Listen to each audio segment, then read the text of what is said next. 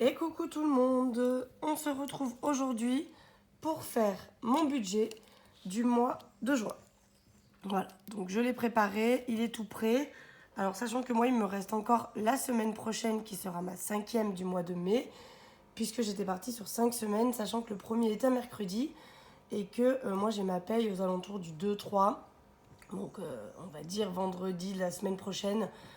Du coup je préférais partir sur 5 semaines pour être sûre que cette dernière semaine ne soit pas un problème. Par contre, pour le mois de juin, on repart sur 5 semaines et normalement, on devrait être bon. Du coup, on y va. C'est parti. On va remplir ensemble toutes mes cases. Et en prime, je vous montrerai une petite nouveauté qui va arriver au mois de juin pour moi. Comme ça, il n'y aura pas trop de surprises. Donc, on y va, on est parti. Donc, moi, je remplis toujours mes revenus en arrondissant, on va dire, puisque je n'aime pas avoir de virgule dans mes revenus. Je trouve que c'est plus simple et puis comme voilà, on n'est pas à l'abri. Je suis désolée, j'ai fait des couleurs hier au boulot et il y avait ma bague qui était là et du coup la couleur a hyper ancré à l'intérieur de mon doigt. J'arrive pas à y faire partir. J'ai tout essayé, l'eau oxygénée, le dissolvant, bref. Je ne sais pas. Ça va partir avec le temps, mais je mettrai plus cette bague, ça c'est sûr. D'autant que de toute façon je l'ai abîmée. Donc on y va. Donc au niveau du salaire, donc moi je pars toujours sur 900... Mince, attendez. Je suis en train de me faire un doute. D'habitude j'écris en violet. Putain, pardon. Oh, je dis des gros mots. J'écris en violet. Oui, je suis assez maniaco-dépressive sur ça. Donc du coup je préfère bien respecter mes codes couleurs parce qu'après sinon ça va plus dans mon cerveau. Donc 900 € pour mon salaire. Pour rappel, je suis à 25 heures dans un salon de coiffure. Donc voilà, je ne gagne pas non plus des 100 et des 1000, mais ce qui fait que j'ai le droit à des aides de la CAF. Donc du coup, en CAF, j'ai... alors je ne sais plus combien ça me fait, parce que ça a changé au niveau de ma prime d'activité. Vu qu'il y a des mois, j'ai des primes au boulot, des mois, j'en ai pas. Donc selon les mois que je fais, ma prime d'activité n'est pas la même. Du coup, ma prime d'activité a un petit peu augmenté pour ces 3 prochains mois. Elle diminuera, puisque là, je suis dans ma première année de parents isolés. Et donc, du coup, ma prime d'activité est, je sais plus, il y a un terme, mais surévaluée, on va dire. Et ça fera 1 an au mois d'août. Donc, du coup, voilà. Elle va modifier après, je pense qu'elle va baisser. Donc, moi, dans le CAF, il y a la prime d'activité, mais il y a également les... comment ça s'appelle, le truc familial là, puisque j'ai 2 enfants. Donc moi c'est tout regroupé, ils me payent tout en même temps. Donc du coup j'ai compté pour ce mois-ci 700 €. Reste en banque, j'ai prévu rien du tout parce que sincèrement je pense qu'il va pas me rester grand chose, donc je préfère mettre rien. Gain, je le calcule pas non plus. Gain, ce sont tout ce qui est mes pourboires, mes ventes à côté, etc. Donc j'ai décidé de ne pas m'en servir non plus. Et la pension alimentaire, donc ça c'est pour mon fils puisque ma fille est en garde alternée. Je touche 200 €.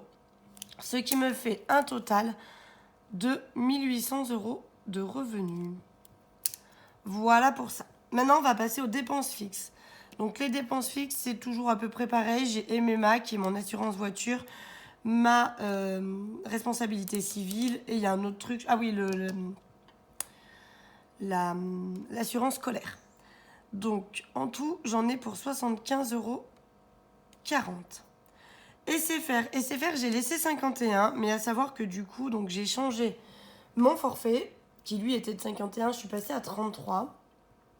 Je vais voir, mais peut-être que je le baisserai un peu après, mais là, pour le moment, c'est vrai que voilà, c'était déjà une belle diminution, on va dire. Et j'ai du coup, en plus, bien évidemment, le forfait de ma fille à 10 €. Donc normalement, ça devrait me faire 43 €, mais j'ai l'ouverture de ligne de ma fille qui est à 8 €, je crois. Donc je suis restée sur 51 € pour le mois de juin, on verra ce que ça donne. Dépiltec, c'est mon épilation définitive, donc je suis encore à 157,50 € par mois. J'ai calculé mon dernier prélèvement sera au mois de septembre. Donc à partir de septembre, ces 157 € ne seront plus dedans. J'ai également Netflix à 13,49 € et mes frais bancaires à 9 €. Voilà. Ce qui fait un total de charges fixes à 306 euros. Oh, mais voilà, je m'ai encore trompée de couleur.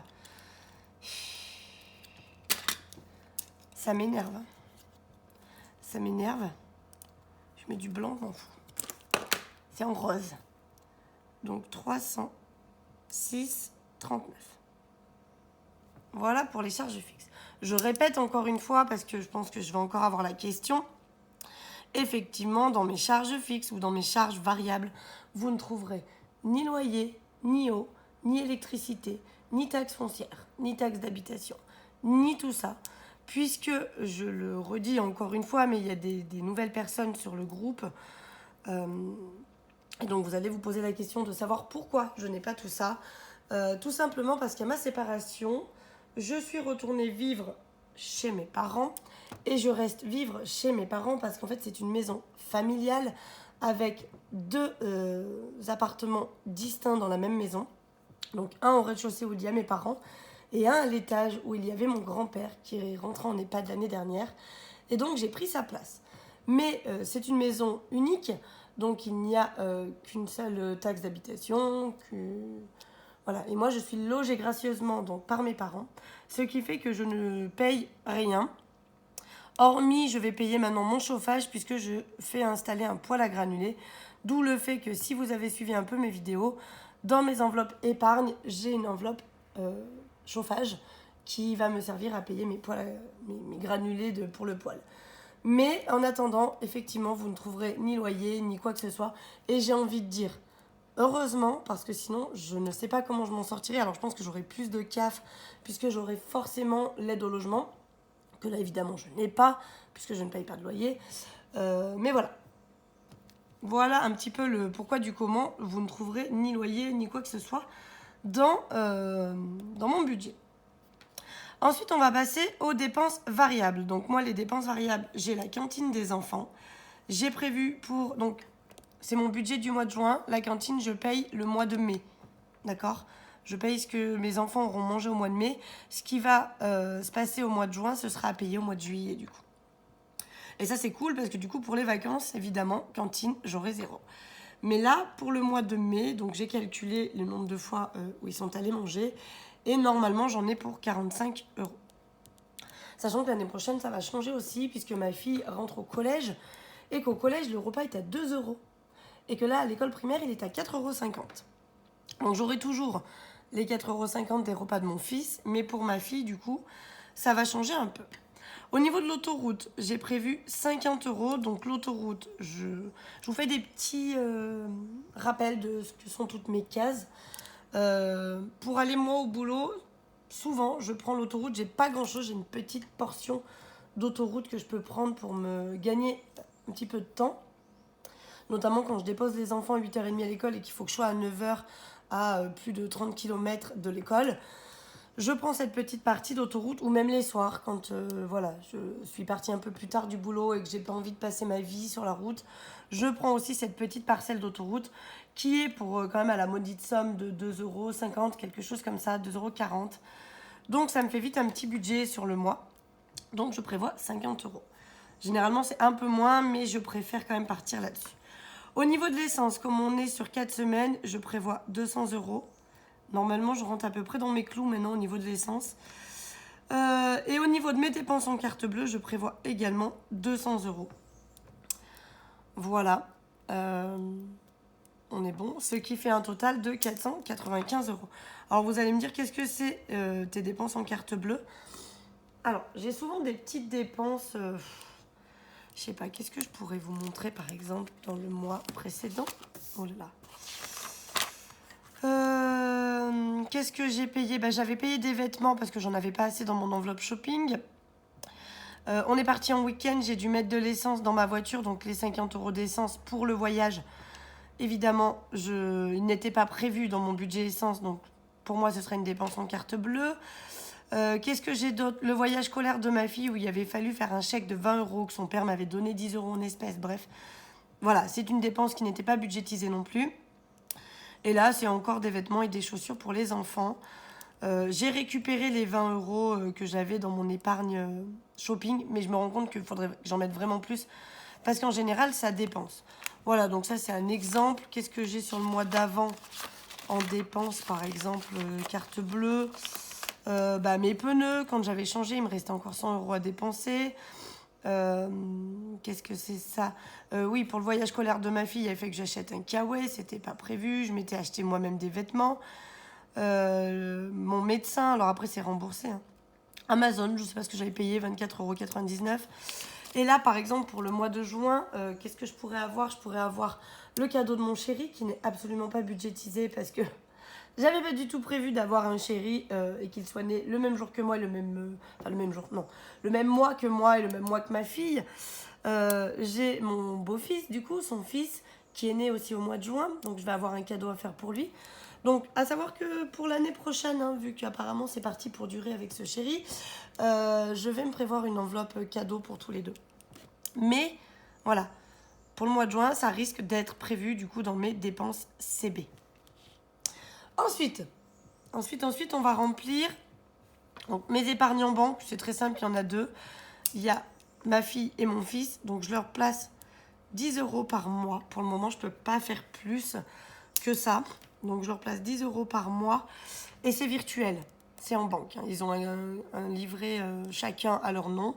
Et donc, tous les mois, je leur mets 10 €. Je ne sais pas si leurs pères font de même ou pas. En tout cas, ce qui est sûr, c'est que mon fils, son père ne place pas sur son livret A qu'on avait ouvert tous les deux. Je ne sais pas est-ce qu'ils ont ouvert des autres livrets. Je pense que le père de ma fille, oui. Le père de mon fils, j'ai un gros doute sur le sujet. Mais bon, c'est pas grave. Moi, je leur place quand même 10 € par mois sur leur livret. Et voilà, quand ils seront plus grands, ils en feront ce qu'ils voudront. Il n'y aura pas une somme astronomique non plus, puisque voilà, tout c'est minime, hein. On est sur du 10 € par mois, ce qui fait 120 € à l'année. Pas l'affaire du siècle non plus, mais bon, je place ce que je peux. Peut-être qu'un jour où j'aurai des revenus un peu plus élevés, je pourrai me permettre de placer un peu plus pour eux. On verra. Et je pense que dans pas longtemps, mon enveloppe retraite va passer dans mon épargne virtuelle. Et je ne retirerai plus l'argent, mais je placerai mes 20 € par mois que je mets pour la retraite en virtuel. On verra comment je vais faire. Pour le moment, elle reste en réel dans mon porte-monnaie. Donc, ce qui fait 20 € d'épargne virtuelle. Ensuite, on va remplir la catégorie de mes enveloppes. Donc ça, ce sont mes enveloppes dans le porte-monnaie. Et on y va. Donc pour les courses, du coup, j'ai changé. Avant, je faisais 70 € la semaine où j'ai que mon fils et 100 € la semaine où j'ai mes deux enfants. J'ai changé, j'ai opté pour mettre 80 € par semaine et je trouve que ça rentre nickel dans mes budgets. Ce qui fait que du coup, pour 4 semaines, on est à 320 € d'alimentaire. On verra. Si des fois, j'arrive à descendre peut-être de 10 € par semaine, ça ferait pas beaucoup, mais ça me ferait une petite économie. Au niveau du tabac, alors normalement la première semaine, je devrais pas trop en avoir besoin, mais je préfère tout prévoir, quitte à ce que ça parte dans mes économies. Je vais remettre les 200 €, soit 50 € par semaine. Je sais, il faudrait que j'arrête de fumer. Je sais, ça serait meilleur pour ma santé. Je sais, mais j'ai pas envie. Donc, on ne change pas. Marion, j'ai prévu 50 €. Maison, j'ai prévu 20 € pour le mois. Divers, on est à 10 € par semaine, ce qui fait donc 40 €. Santé, 20 €. Et loisirs, pareil, 10 € par semaine, ce qui nous fait 40 €. Ce qui me fait donc un total en tout de 690 €. Voilà pour ça. Ce qui fait que, donc je vais calculer quand même avec vous. J'avais calculé, mais au cas où je me sois trompée. Donc j'ai 1800 € de revenus. Je déduis 306,39 € de charges fixes. Je déduis 495 € de charges variables. Je déduis les 20 € de mon épargne virtuelle. Et je déduis les 690 € de mes enveloppes. Ce qui fait qu'il me reste 288,61 € à placer dans mes épargnes. Voilà. Je m'excuse, je renifle, mais j'ai toujours un peu ces allergies catastrophiques. J'arrive pas trop à m'en sortir. Donc, excusez-moi si je renifle un petit peu sur cette vidéo. C'est soit ça, soit je me mouche. Mais je vais peut-être opter pour me moucher au final. Bref, voilà. Donc, il me reste 288,61 € dans mes épargnes. À mettre dans mes épargnes, du coup. Sachant que je ne fais pas le budget zéro. J'ai donc prévu de mettre 210 € dans mes épargnes. Et on rajoutera par la suite. Donc vacances, il me manque 30 € pour finir mon budget vacances. Donc tout simplement... Pas bonne couleur. Tout simplement, je mets 30 € pour ce mois-ci. Et du coup, ma réservation sera donc terminée. Pour Noël, j'ai prévu de rajouter 20 €. Va falloir que je m'active un peu, mais une fois que j'aurai fini... Là, du coup, j'ai fini mon épargne vacances. J'aurai pas besoin de plus. Alors, je vais quand même mettre le mois prochain pour le mois de juillet, puisque moi, je suis en vacances les 2 dernières de juillet, la 1er d'août.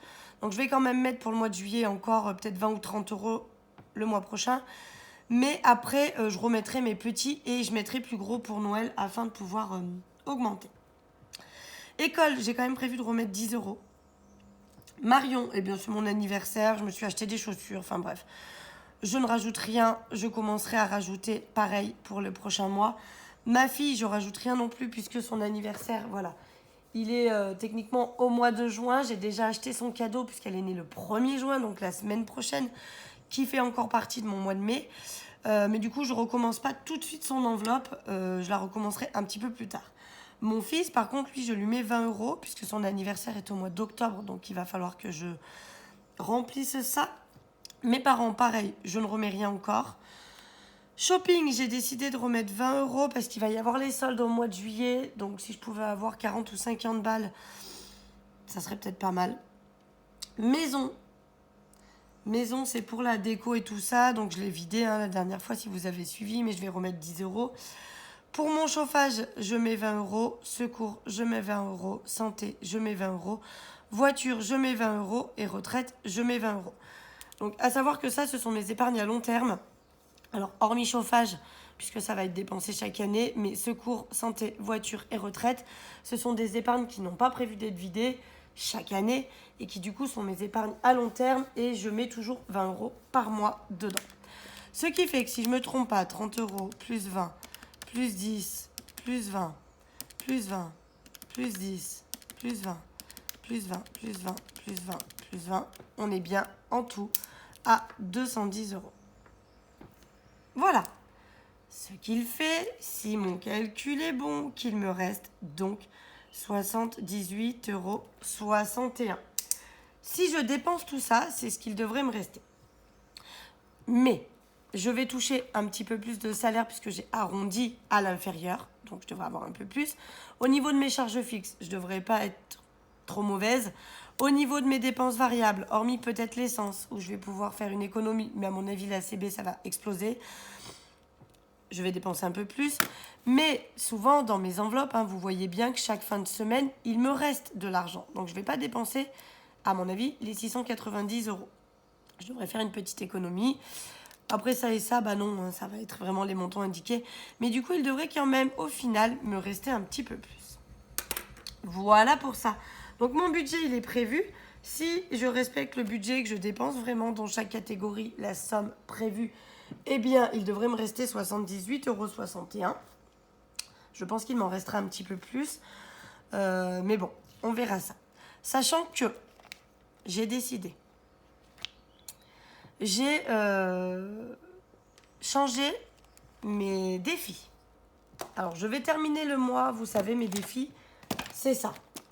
Les défis, c'est ceux-là. Donc, on y retrouve mon défi des 10 € à la semaine, mon défi des 5 €, le défi du mois, que j'épargne tous les mois et que je cumule. Et on verra à la fin de l'année. Le défi des centimes, le défi des sans enveloppes et pour finir, mon défi pour mes impôts. Voilà, donc ça, c'est mon classeur défi actuel que vous voyez toutes les semaines dans lesquels j'économise l'argent non dépensé toutes les semaines. J'ai décidé de le modifier, de changer, parce que j'en ai marre. Ça fait un moment que je le vois et j'ai envie... voilà, des fois, le renouveau, ça remotive un petit peu. Et du coup, j'avais envie de me changer un petit peu mes défis. Et notamment d'utiliser ce petit cahier, classeur, je ne sais pas comment on pourrait l'appeler. C'était des classeurs, des budgets, enfin pas des budgets, des sortes d'agenda qu'on pouvait trouver, je crois qu'il y en a toujours, à Action, où dedans il y avait plein de feuilles d'agenda. Donc je les ai gardées, elles sont ici. Voilà, on retrouvait tous les mois de l'année comme ça, avec tous les jours. Enfin, c'était vraiment un agenda. Je les ai donc enlevés et j'ai décidé de me faire un nouveau classeur de défis. Donc j'ai pris beaucoup de défis de blush budget, je vous le dis. Mais voilà, je vais l'attaquer au mois de juin. Pour le moment, il reste là. Alors il n'y a que les billets de 5 € que j'ai mis dedans. Je vais continuer à les rajouter là-dedans, mais voilà, j'ai décidé pour voir si ça matchait de les mettre dedans. Donc du coup, j'ai pris ce tracker-là parce que les trackers de 5 €, j'en avais trouvé beaucoup. Mais souvent, ça n'allait pas sur des grosses sommes. Et comme vous avez pu le constater, j'ai souvent quand même pas mal de billets de 5 € parce que j'arrive à faire des échanges à mon boulot. Du coup, j'ai voulu, voilà, un tracker où je pouvais aller loin dans le défi des 5 €. Et là, notamment, si je remplis toutes les cases, on a 330 €. Donc, je peux remplir toutes les cases, 330 €. Et pourquoi pas le doubler, donc recocher dans l'autre sens, pour du coup faire 660 €. Donc là, on y retrouve les 95 € qui étaient déjà présents là-dedans. Sans compter les 600 €, les 500 € qui sont déjà dedans. Mais voilà, je ferai jusqu'à 100 €. Une fois que j'aurai une liasse, je le passerai ailleurs. Mais je vais faire comme ça. Ensuite, on va y retrouver... Alors attendez, je vais me lever parce que je ne sais pas si je suis bien dans le cadre. Et j'ai l'impression que comme je touche le manche, je vous fais vibrer. Et ça doit être certainement très désagréable. On va y retrouver un nouveau défi des 75 enveloppes.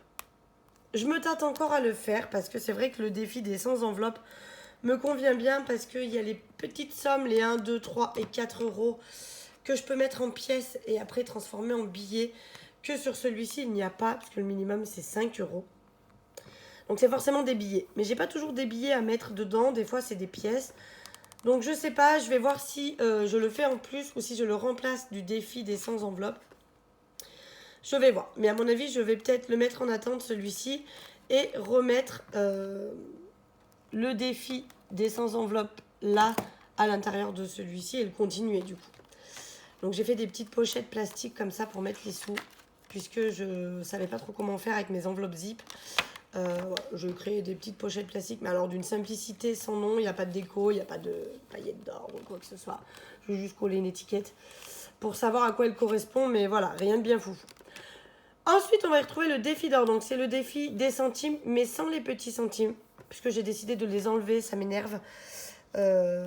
L'autre défi est très très élevé, c'est très compliqué d'aller jusque là. Je trouve que je galère vraiment. Donc j'ai décidé au mois de juin, de terminer l'enveloppe de défi des centimes. Et donc l'argent, c'est là qu'il va y avoir un truc à faire. L'argent qui se trouve ici, les fameux 415 €. Donc je pense que les 5 €, je vais direct les mettre là-dedans parce que je ne veux pas utiliser le billet de 5. Mais les 410 € du coup qui sont présents là. Alors il y aura peut-être 420 parce que d'ici le bilan de cette semaine que vous allez voir dimanche et le bilan de la semaine d'après, je vais peut-être arriver à faire 10 € de plus. Que je vais pouvoir échanger en billets.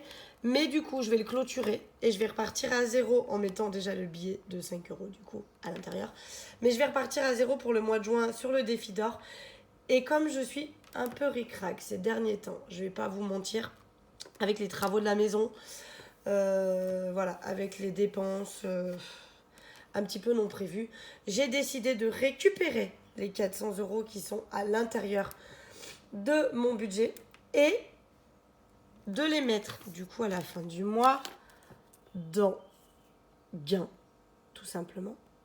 Puisqu'en fait, les sommes qui sont ici, donc techniquement 690 plus les 210 d'épargne, je devrais retirer 900 € pour faire mon mois.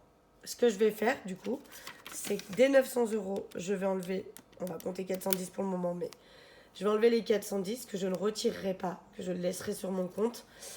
Et je ne vais retirer que 490 € pour faire mon mois.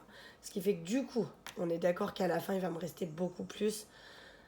Parce qu'en gros, je vais avoir gagné 400 € qui sont dans mes défis et que je ne vais pas dépenser. Mais c'est histoire de renflouer un peu mon compte parce que franchement, ça devient très compliqué à gérer. Et pourtant, je n'ai pas de loyer, je n'ai pas de tout ça. Mais j'avoue que là, ces derniers temps, les dépenses, ça fuse. J'ai peur de ne pas avoir assez sur ce que j'ai prévu pour mon budget travail, enfin mon budget travaux, pardon. Et voilà, donc bref, voilà, j'ai décidé de clôturer le défi des centimes et de repartir à zéro sur le mois de juin et d'utiliser l'argent sur, sur mon compte. Voilà. Alors je pourrais aussi le diviser, en utiliser une partie pour ne pas le retirer, laisser sur mon compte et en rajouter une partie dans les épargnes. Mais voilà, je vais voir, parce qu'en juillet, je risque d'avoir besoin un petit peu d'argent aussi pour les vacances, malgré les 600 € en billet de 5 et le logement qui est déjà payé. Il me reste quand même 3 autres semaines de vacances avec les enfants, parce que j'ai 4 semaines avec eux. Il va quand même bien falloir que je les occupe et que je fasse des choses avec eux, donc voilà, je me dis qu'autant qu'il y ait de l'argent sur le compte, ce sera peut-être mieux. Voilà pour ça.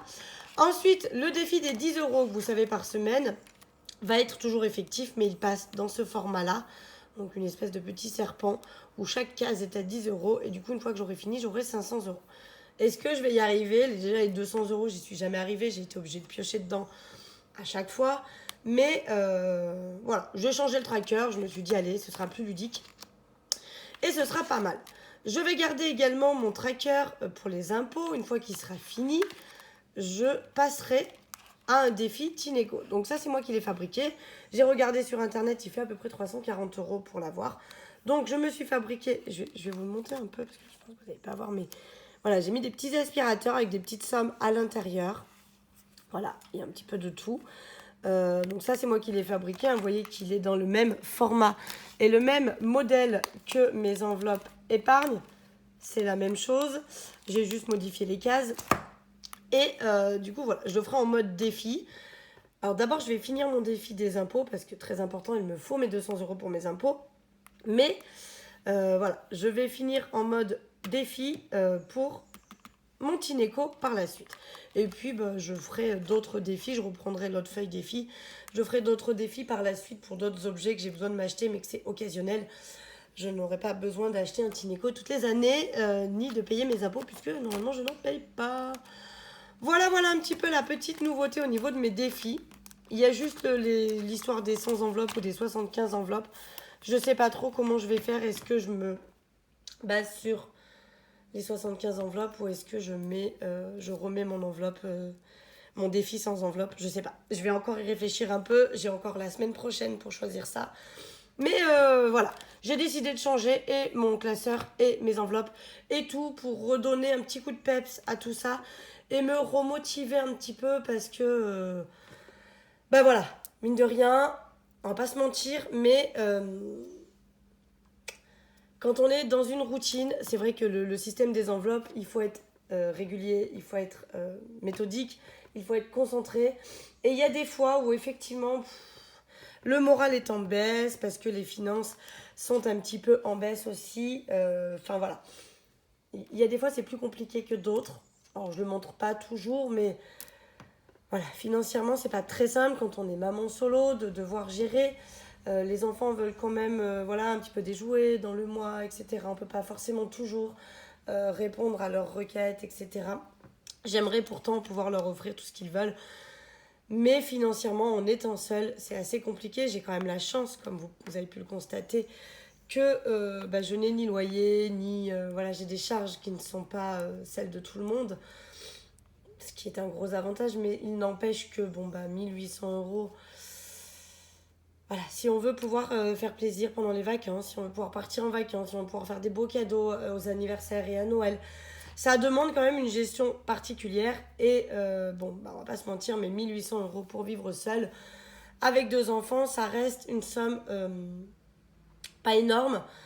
Et il faut bien faire avec. Donc voilà, on fait au mieux.